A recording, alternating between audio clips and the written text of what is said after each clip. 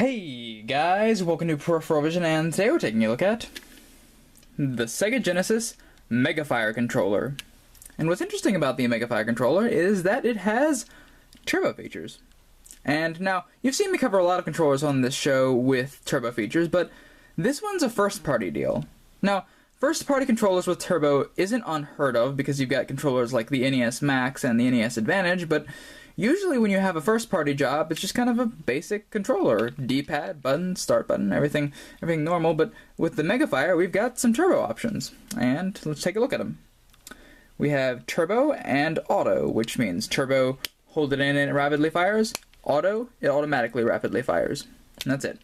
This one has turbo for these three buttons, the A, B, and C. And I gotta say, I love that they're outlined in red. I think it's a nice accent to the black controller. It's also got the little red triangles for the directional pad, and it's weird. The white throws the whole thing off a little bit for me, but it's not too bad. We don't have a turbo option for the start, which usually with turbo controllers you have a slow button, which is just rapidly pausing start, but it doesn't really matter. And that's pretty much it. This is, I think, might actually be the exact same shell, if not a very similar shell, to a regular Sega Genesis controller. It's fairly large. It might be a little smaller than a standard one.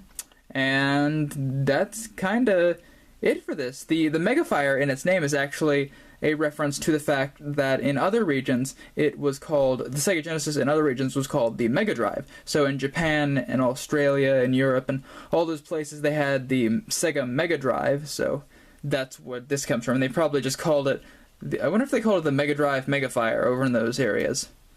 The world may never know. Well, I guess I could look it up, but it's not really that important. It functions the same.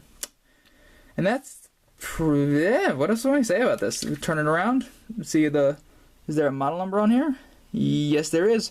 This is the model number 1657. It's kind of hard to see in here. There we go, 1657.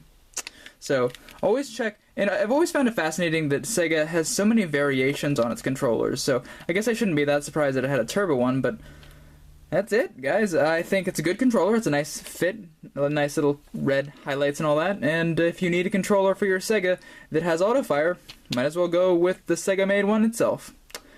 And as always, later days.